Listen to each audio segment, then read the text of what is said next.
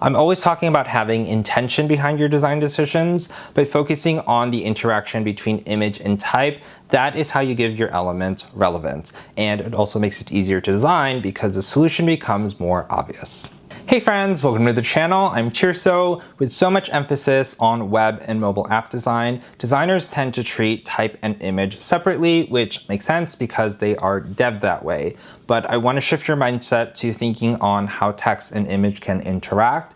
This comes from print design because in print, text and image live in the same space. With that said, this is the first video to my new series called Perfecting Print, which will obviously focus on print design, but you can implement those concepts into your other design work. So let's get to it. Here is my first guide to working with text and image.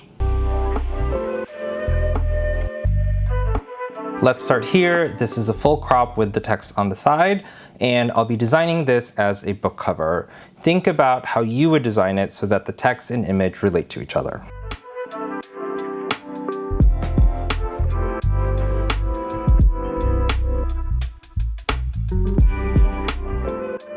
First, I think it's a strong image, which means it can carry a large part of the design. Your designs can become rather weak depending on the image, so I can shed some light on why I think it's a strong image.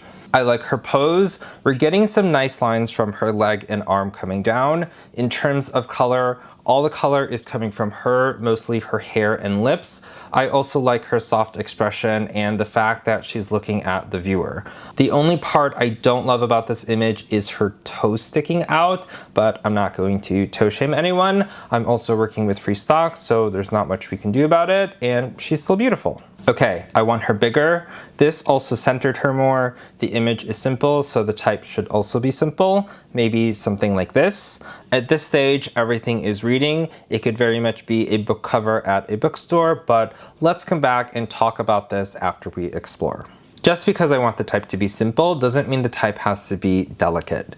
This isn't a real book, but our text hints that her story is about self-empowerment. I can try a much bolder typeface, and I also want the title to get bigger. When you're working with headlines, it's always helpful to separate them into text boxes so you have more flexibility to work with them independently. I'm not using the blue borders, I'm just showing you the boundary boxes.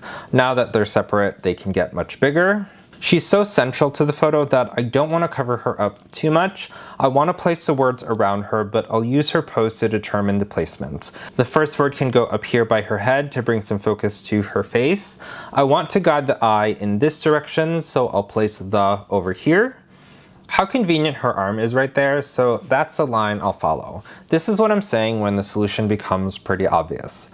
Our next word is already there, but we want to maintain balance, so I'll keep the spacing between all the words the same. This can come up, and then the last word would be right aligned with the same spacing. The headline is nice and big, we can still see the model, but all of our text sits in front of her. If I pop her head forward, it gives a subtle moment that creates dimension in design because of overlap, which now puts our text and image in the same space. We can visually see the curtain is in the back, the word while is somewhere between her head and that curtain, and the rest of the title is in front. This part of the design is working nicely, but we also have to check the moments where the text and image interact. In the counter of the O, both her hand and the background are showing. We can clean that up by making her bigger, and I think that's it. We're missing the tagline. There are really only two areas where I think it would feel natural, here or here. I can't officially say that one is better than the other. I like it in the top right, so I'm gonna go with that. Last touch, the white feels nice, but I think it would feel better in color. Again, this is one of those moments when I say the design decisions are made for you. The tone of the image is warm, so a warm color would work. And very simply, we look at our only three warm colors in Roy G. Biv: red, orange, and yellow. I think the yellow is too bright. The white was working better. The orange is too matchy-matchy. Yes, that's the official design term, straight from my very serious guide to color theory. And that leaves us with red. We can see the saturation doesn't match the image. She's a little muted and softer, so I just make the red a little muted and not so red, almost coral, a happy medium between the color of her hair and her lips. I want to take you back to the version I mentioned earlier and compare. The version on the left is nice, but the type simply sits on top of her. I do think the version on the right feels more complete because of how the type and image interact, not to mention that it was just more fun to create. The placement of the type was determined by the model's pose, and even the color of the type was dictated by the image. If I were to see these in a portfolio, I would say that the one on the left is a 2-cent solution. The one on the right shows that there was some work done and design decisions were made. This will be a poster for a happy hour at a gallery. I'll give you a moment to think through it a bit.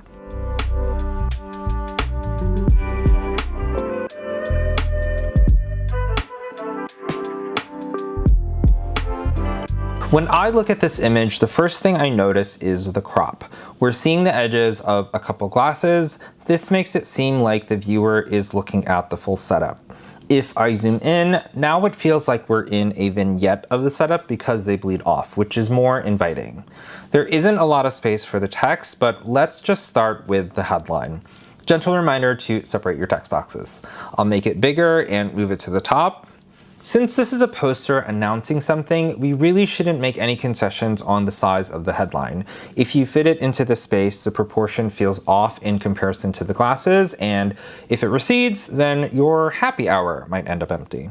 So it just needs to be big. In the last example, we styled the text around the image. In this case, I'm going to adjust the image to work around our text. I can ghost the type so you can see what's going on with the image. The glasses on the top right can move over, and the rest of the glasses can move down. I didn't move them to clear the type completely because I wanted to retain these moments of overlap. Okay, I think the gray is quite dulling for the image. I can brighten to bring those areas closer to white. Let's bring our type back, and now those moments of overlap, I can seal those parts of the glasses with some transparency and bring them to the front.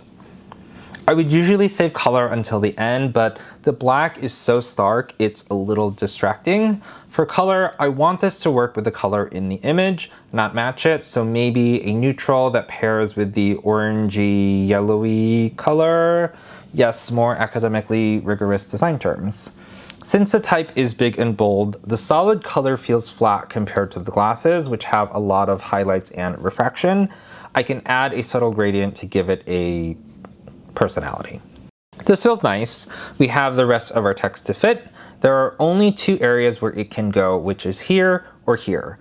We're obviously having some readability issues, but that can easily be fixed by opening up the shadows.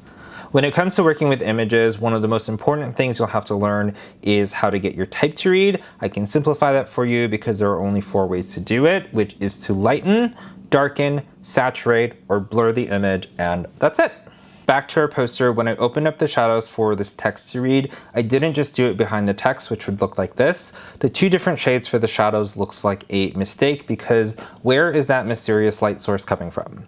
So I lightened all of the shadows to keep it as natural as possible. All right, let's finish this poster. I'm just going to adjust the type on the right because I did place it a little haphazardly earlier. All the color is above, so I can sprinkle some below, and that's our poster.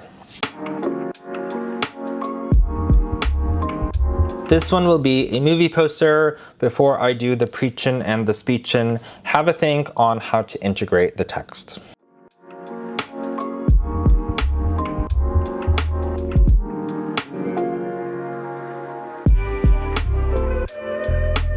In comparison to the last 2 examples, this photo has perspective, and all the perspective lines converge to the center. Speaking of perspective, can I go on a tangent real quick? I love art history and I never find a way to incorporate it into my videos until now. A perfect example on how to take advantage of perspective is The Last Supper by Leonardo da Vinci. Jesus is a central figure, but he's given more importance because of the perspective. If I place the perspective lines, they all lead to his head. As an additional aside, in Filipino culture, we typically have a photo or a frame of the Last Supper in our kitchens.